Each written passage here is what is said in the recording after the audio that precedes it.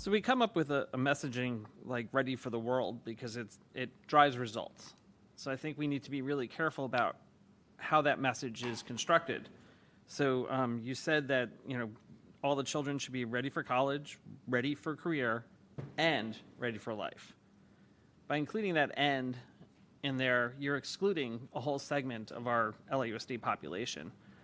Children like my daughters who the goal of their education was for them to reach their full potential, and it wasn't necessarily academic. So I ask that we be a little more careful with that, because when we end up with a culture where special education centers are subject to closure, or special education classrooms are eliminated. You said that the placement is always an IEP decision, but I know of parents in the Valley who are moving from middle school to high school and could not get an ART-CORE program because none of the schools in the Valley were providing it.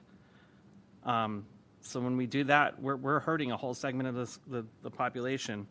And I want to know how when we set goals for inclusion like you specified, how do we make sure that special education students who it's not appropriate for aren't swept up in this just to make a goal?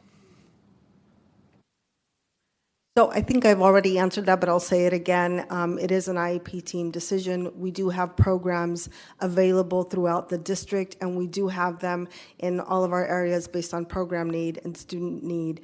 I just want to really reiterate, though, that the data does show that for students whom it is appropriate for, inclusion really helps them be successful in life in general.